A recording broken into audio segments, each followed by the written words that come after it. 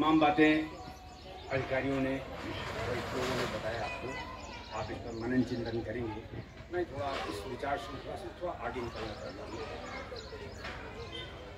हमारा देश हिंदुस्तान है। हिंदुस्तान हमेशा से विश्व गुरु रहा है। ज्ञान का संदेश, त्याग का संदेश, शांति का संदेश, ये सब कुछ हिंदुस्तान में ही पूरे विश्व को दिया। ये सब विचार श्रृंखला की बात है। तरह तरह के विचार मन में आते हैं, लेकिन विचारों की एक विशेषता भी होती है। विचारों का संग्रह न किया गया, मतलब उनको रोका न गया, तो जितनी तेजी से विचार आते हैं उतनी ही तेजी से वो निकलते हैं। आपको कोई अच्छी चीज़ दिखाई दी, आप कहीं नोट करते हैं। जो पुस्तकें लिखी जाती है विचार श्रृंखला का ही परिणाम। कोई अचानक किताब नहीं लिख सकता, उसके मन में कुछ विचार आते हैं, उनको शब्द रूप दिया जाता है। हमारे यहाँ का एक मूल मंत्र है भारत का, वसुधैव कुटुंबकम। हम पूरी वसुधा को, पूरी धरती को अपना परिवार मानते हैं। इसके पीछे आशय यही है, जिसको लोग ध्यान नहीं रखते, उसको बहुत छोटे रूप में कर ले लीजिए। हम यहाँ हैं बेबेडोल मान लेते गाँव में, हम बेबेडोल को ही अपना परिवार मान लेते हैं। बहुत दूर तक नहीं जाते, अपने पहुँच वहाँ तक नहीं है, पर सोच में तो कहीं भी पहुँच सकते हैं, पर फिजिकली बहुत दूर तक नहीं पहुँच सकते। जहाँ तक हैं, आज हम यहाँ हैं, तो कोई काम ऐसा हम करें कि हमारे पूरे बेबेडोल का विकास हो, उसका लाभ पूरे हमारे क्षेत्र को मिले। उसको ये मत सोच के कि हम गंगा पेपर क्लियर कर रहे हैं या अपने घर के सामने कुछ कर रहे हैं। जैसे वृक्षारोपण की ही बात आई थी, उसकी कोई सीमा नहीं है। आप पूरे हिंदुस्तान में कहीं भी पेड़ लगाइए, वो आपके एनवायरनमेंट को फायदा करेगा। विचारों को अपने पास रोकने की कोशिश करें। विचार भी दो तरह के हैं, अच्छे और खराब। अच्छे विचारों को भी रोकिए और खराब विचारों को भी रोकिए। अच्छे विचार आपको अच्छे रास्ते पे ले जाएंगे। और दो तरह के लोग भी होते हैं, एक बड़े आदमी, बड़े चिंतक, और एक होते हैं महान चिंतक।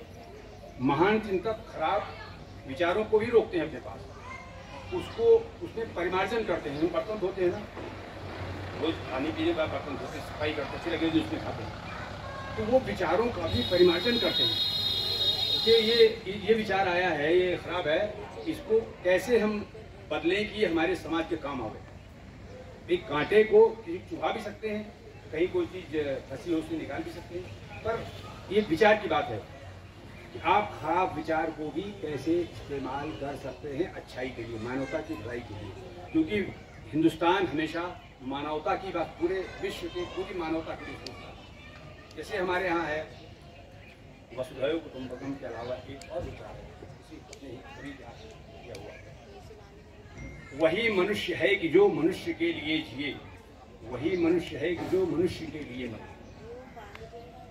मनुष्य में सिर्फ मनुष्य है, हम पशु पक्षी को मनुष्य नहीं कह सकते, इंसानों को कह सकते हैं।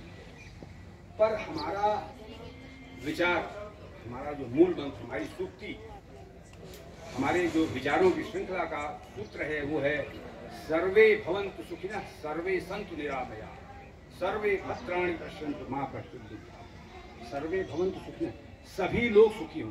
सभी लोग में पशु पक्षी इंसान देवता दानव सब आ जाते हैं। सर्वे भवन्तु सुखिनः सर्वे सन्तु निरामया, सभी लोग निरोगी हों। सर्वे भद्राणि पश्यन्तु मा कश्चित्, सब लोग दूसरे का भला ही सोचें, भला दिखें। माँ कश्चित् दुःख भाग्वत, किसी को कोई दुख नहीं।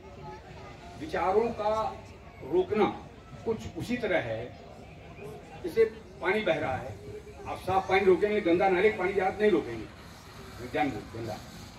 पर जो चिंतक होते हैं, जो साइंटिस्ट होते हैं, वो दोनों चीज़ों पे सोचते हैं। साफ पानी तो हर कोई ले ले, गंदा पानी कहाँ जाएगा। तो एक विचार आया तो उसमें तरीका सोच आ गया कि इसको ट्रीट करके इस्तेमाल हो सकता है, इसको ट्रीट करके हम इरीगेशन में इस्तेमाल कर सकते हैं। उसके अंदर कुछ फर्टाइल एलिमेंट्स होते हैं जो खेत की उपजाऊ शक्ति बढ़ा सकते हैं। मतलब उसी खराब चीज़ को अच्छे काम में इस्तेमाल किया गया। तो आप पानी के ले लीजिए, बारिश होती है, पानी यहाँ से बहता है, वहाँ से बहता है, फिर नदियों में पहुंचता है, निकल जाता है समुद्र में। समुद्र के लेवल पर कोई फर्क नहीं पड़ता, पानी बारिश हो तो नहीं हो तो लेवल वही रहेगा। इसीलिए उसको गंभीर, शांत और गंभीर माना। समुद्र अपनी मर्यादा तोड़ता है तो प्रलय आ जाती है, तो शांत लोग अपनी मर्यादा जल्दी नहीं तोड़ते। तो अब पानी को रोकने के लिए डैम बनाए गए, फिर रोका गया ना, अभी तो डैम बनाया तभी रोका गया। तो वो पानी जो अगर नहीं डैम बना होता तो बह के सीधे समुद्र मिल जाता, बारिश खत्म, पानी खत्म, फिर क्या होता? हर जगह बोरवेल की सुविधा नहीं है, हर जगह ट्यूबवेल की सुविधा नहीं है, तो क्या होता?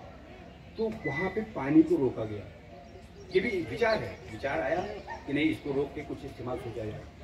जब उस विचार श्रृंखला में हमने सोचा कि नहीं इसमें डैम बनाया जाए, तो डैम बना के हमने पानी को रोका, रोक करके उसकी मल्टीपल यूजेस हुए, कई जगह उसका उपयोग हुआ। जैसे गर्मियों में आपको पानी छड़वा देते हैं लोग, पीने का काम आता है, सिंचाई में काम आता है। हम उससे हाइड्रो इलेक्ट्रिक पैदा करते हैं। शाम के टाइम स्ट्रीट लाइट चलती है तो एक समय ग्रिड के ऊपर लोड थोड़ा बढ़ जाता है, अचानक पूरे हिंदुस्तान में एक साथ लाइट जल जाती है स्ट्रीट की एक बार। तो जहाँ जितने भी डैम ऐसे बने हुए हैं वो हमने संकलित किया तो हमारे काम आया। जो भी हमारे विचार होते हैं उन विचारों का आप संकलन जरूर करिए। अगर नहीं करेंगे तो वो जैसे आया था उसी तेजी के साथ हो जाएगा। आप प्लांट में घूमते हैं, हमने सोचा कि ये चीज दिखाई दी खराब है, चलो किसी को बोलेंगे, किसी को बोलेंगे और भूल गए नहीं तो विचार गया, उड़ गया पीछे। तो हर आदमी, इसी को छोटी इकाई आप मान लीजिए, पहले विश्व की, पूरे धरती की एक छोटी इकाई मान लीजिए, हम प्रयोग यही शुरू करें। किसी ने कोई मतलब पैदा होता है छोटे से तब बड़ा होता है, तो हम छोटे शुरुआत करें। अगर इतना छोटा सा ध्यान रखें, क्योंकि बचत जो होती है, जो छोटी छोटी नुकसान हो बचाएंगे भी एक तरह कमाई है। अगर आपकी जेब से कहीं 10 रुपया गिर गया तो आपका नुकसान हो गया, वो बिना काम, आपके काम नहीं आया, किसी और काम आया। पर अगर उस गिरने से आप बचा लें तो भी आपकी एक कमाई है। ऐसे ही कंपनी में कहीं भी आपको कुछ नुकसान होता दिखे, अगर आप उससे बचा लेते हैं तो समझिए कंपनी के लिए आपने उतना बचाया। ठीक है, तो मैं बहुत ज़्यादा आपका समय नहीं लूँगा, बस मैं यही कहूँगा कि आते जाते, घूमते टहलते, सुबह शाम अपने विचारों पर आप थोड़ा सा वो लगाइए, कहीं न कहीं रोकने का इंतज़ाम करिए। अच्छे विचार आते हैं तो कहीं नोट करिए, कुछ कैसे भी करिए, क्योंकि जब तक उसको रोकेंगे नहीं आप आपके काम वो नहीं आ सकते। जैसे बताया डैम का, अगर पानी नहीं रोकेंगे अपने टाइम पे सब बह जाए, खत्म हो। रोक लिया तो हमारे काम जब जरूरत होगी तो काम आएगा। तो विचार हमेशा काम आते हैं और इसलिए आप लोगों से आग्रह है कि आप लोग इसका ध्यान रखें। दूसरा, जितने हमारे स्वतंत्रता संग्राम में जितने लोगों ने अपने प्राणों की आहुति दी, बहुत लोगों के नाम, मैं नाम किसी का नहीं लूँगा क्योंकि 2-4 नाम भूलने की गुंजाइश हो सकती है।